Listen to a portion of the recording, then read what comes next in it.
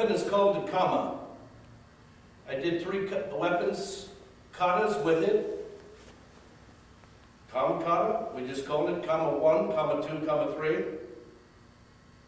I recommend if you use kamas, for my students we put a piece of tape here at the end so you don't slide off. Because I've seen in competition where one went flying out into the audience and it could injure somebody and you would be responsible.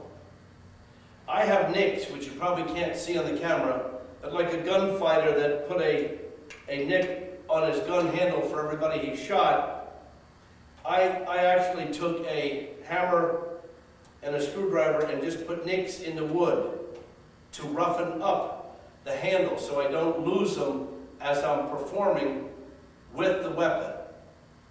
The weapon is used this end for punching. Twirls are done like this, just like holding chopsticks. Just do this, and when the weapon swings, it should swing up along the arm and lock. It should touch the arm, so that if anybody has a weapon, it locks and hits the handle. The weapon should lock, and also if you block the punch, you could come up on the punch with the sharp end. So that's what this is doing in kata. These moves are getting somebody behind you, and there's many moves in the katas that go underneath. That's showy. I mean, when you get into the weapons, you're talking karate show. There's karate do and there's karate show. At the beginning of this tape, I put a couple knockouts on the tape, and I might even have a couple at the end so you can see exactly what we're into today. We're into pressure point attacking. We're into pressure points of the human body, 361 pressure points all over the human body. I attack them. This particular pair of kama I have marked, I got these in 1966. I have another pair here that I got in 1972 from Hohan Soken, and I used to use those in the competition after he presented them to me. I had a set made of sickles. I used to say kama kata, but I'm going to do sickle jits. I dulled these down a little bit so the flash wouldn't glare, but I took a pair of American sickles, and I used one in each hand. I put a piece of tape right here so that I wouldn't lose them, and I put rawhide so that I could slip them on my hands before competition so that I could not release them into the crowd and injure somebody. This is what I won my trophies with. This is what I was famous for. My sickles or sickle jits, as I would do the particular moves of the kata, they could see this, but yet I had the rawhide twisted so that I would not lose it. This is my original set of sickles. I took them to a blacksmith and had the crease straightened out. A pair of American sickles have an L shape in them, and I had a blacksmith take that out on both of them and retemper them. And then I had them chrome plated for competition and my initials cut in, and this particular set is marked 1965 George Dillman. And this is what I used when I was in the competition, and they could see the moves vividly coming through as I did these kind of moves in the competition. They could see the weapon going. I actually did a television show in Hagerstown, Maryland back in the 60s with these sickles, and when we were finished the television show, I had to reshoot the entire show because I had moved the sickles so fast that the camera was nothing but a blur, a glare from the studio lights caught off them. To practice the sickles are dangerous, because I tell you, if you're practicing with a weapon and you're not paying attention, the one that's going to get injured is you. So you should spend a lot of time doing just this, pivoting the weapon. Pivoting and then pivoting from the outside, that you come along your forearm, as close to your forearm as you can. To practice the weapon, I actually used to use my tunfa to practice the sickle kata. The regular tunfa that you use, I pretended that these were the blades. And this is how I practiced with the tunfa, so I could not cut or injure myself. And I used to practice bringing them along the arm. I used to pretend that this was the sickle blade. So you might want to get a pair of tunfa rounded like this. It's like training with weights. They're heavier than the kama. But when I got good and used to do the kata with this particular weapon, I moved the kama and the sickle a lot faster. So this is the move you have to practice a lot, because you have to have a squeeze hand to be able to control this weapon coming out, that you don't lose it for this particular move. This is called walking on the weapon. You walk up the weapon to get where it can go between the thumb and the forefinger like this, so that you can move around to the other side and grab the weapon for fighting. And when I would release, we would walk down the weapon to go to the other side for these particular moves. This is what takes the practice. This is what takes the practice, is this part. And then many times I've seen people in competition use this weapon either haphazardly, they would let it go and they could injure somebody in the crowd, or they would cut themselves, because if you take this weapon and you don't handle it right, you're going to be the one that gets injured. Now we're going to go on to two katas with the weapon.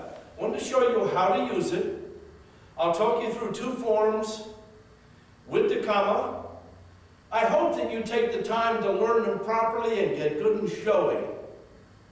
I waited until this time in my career to even put these weapons on tape.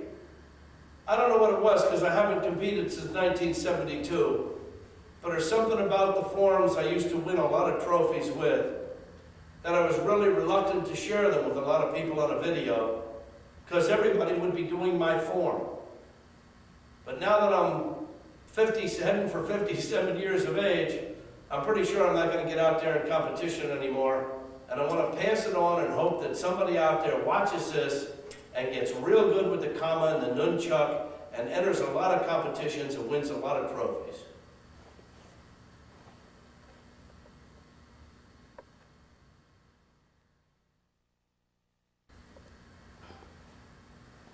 The story was that they used to use the kama in the rice fields.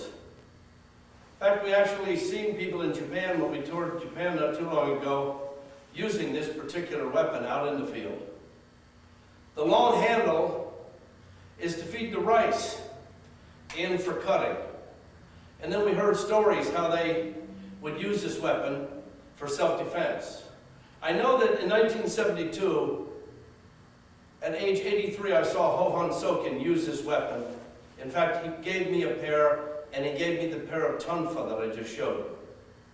He brought them over as a gift to the United States for me. But he was good at throwing this weapon.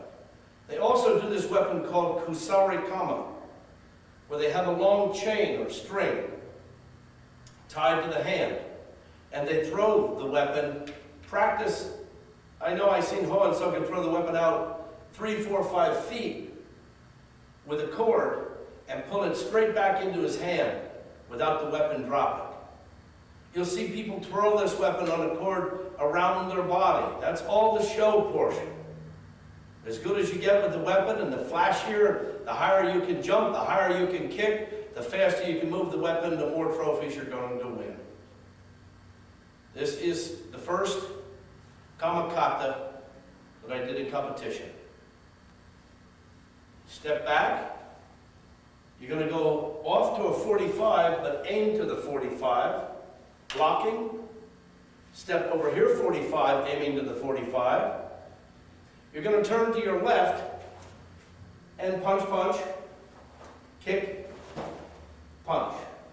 You're going to turn to your right, punch, punch, kick, punch. You're going to drop back, blocking, Come forward in a rear stance, covering above the head, twirling just this weapon around the head for a stick, coming in for a collarbone stick with a kick. Going to fold the weapon and go off on a 45, punch, punch, kick, punch, 45, punch, punch, kick, punch. Go out to a horse stance, coming with the weapon like this, hitting someone in the leg that's attacking. Looking, going behind you, this hand will block. This will catch in the collarbone. You'll go back into a cat stance. The weapon is this way right now to the rear.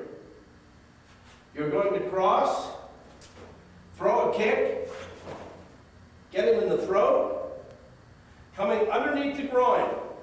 It's a flashy move. Underneath. Throwing as many of those as you want. Coming like this as you come out of it. Covering above the head. Dropping to the side. Coming up. Covering the body.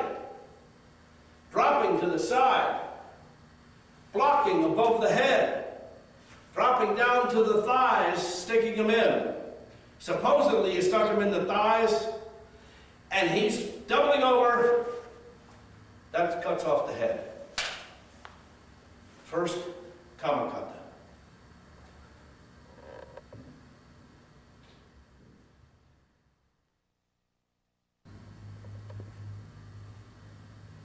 The particular kata that I was doing, there's an empty hand version of the kata called onunku.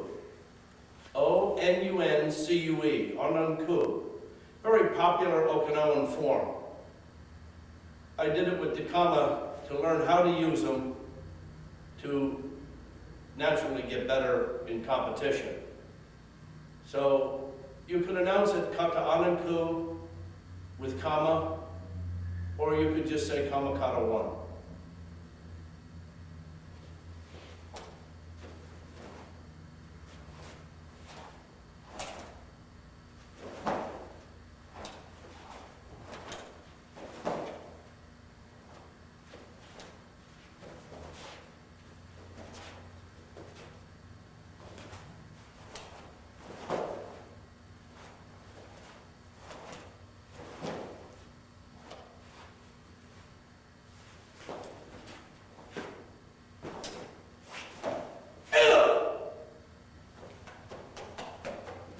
I'll do those slow, make sure the camera picks them up.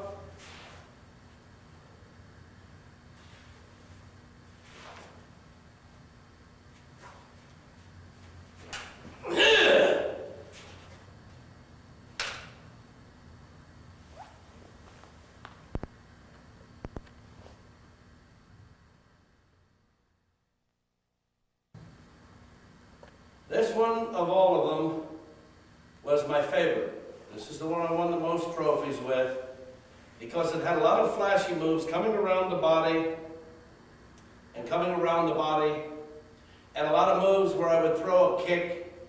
And in my days of competition, not today, but in my days of competition, I used to try to throw my kick that my toe would only be maybe a quarter inch away from my sickle blade. This is what you have to do to win big tournament competitions. Look better than the other guy, make it look dangerous, deadly, and they love it. Make sure that when you curl the weapon, in fact, that's with the bow staff, that's with the tunfa, that's with the nunchuck, that's with the kama. You make sure that you have to put the weapon or lay it tightly on your forearm so that there's no give. The sai, the same thing. I see so many people with a sai in competition with it sticking out like this, doing things. If the weapon's hit, it's going to get knocked into your arm. And you're going to take the shock. All the weapons, when they fold, should fold tightly to the forearm. The pivoting should come in a wrist action. The nunchuck, the kama, it's all in the wrist. As close as you can bring it to your own arm as you move that weapon. The closest you can let it drop, bring it around, fold. You should practice this over and over so you have it in one motion to stick. So if you tried to grab my weapon, I would let it fold and come over top and get you. That's how the weapon works.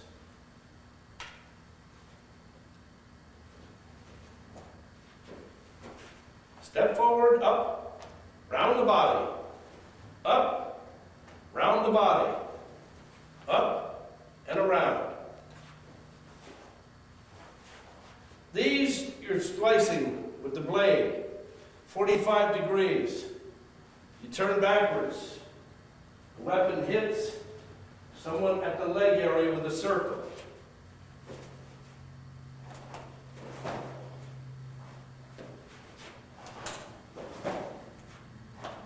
You 45 in the neck, over the head to the other 45, kick, come here,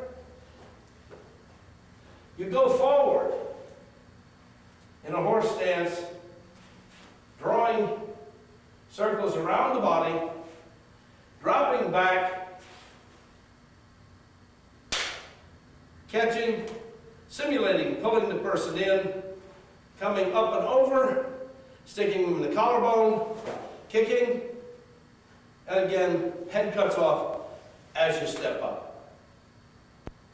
I'm going to do that one with my butt.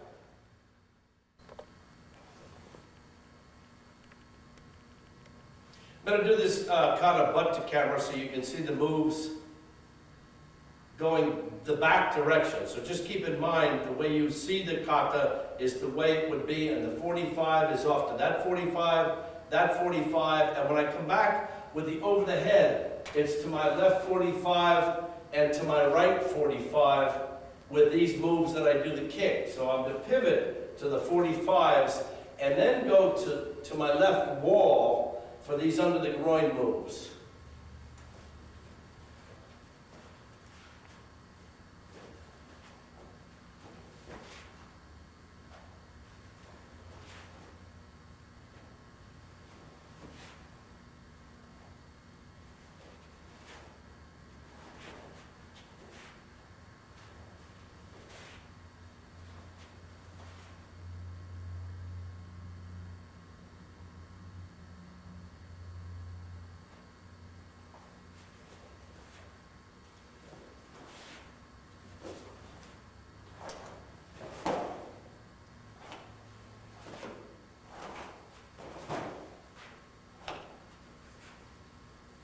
That's the 45.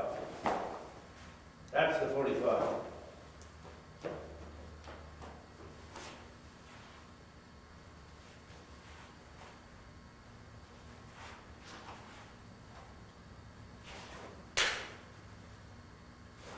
Then notice that little stick behind you, and then up and over for the collarbone.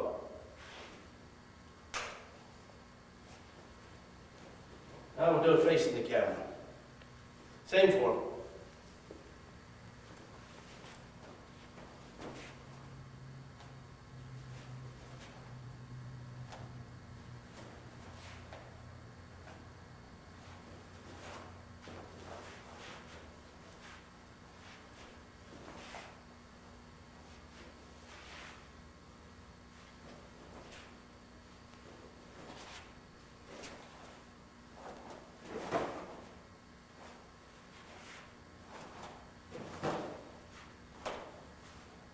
That should come around and go in the neck with a kick. That should go in the collarbone with a kick. And attacking underneath. And again, you throw in as many of those. One forward, two back. And then the left leg just drops back to a cross stance as you come for this.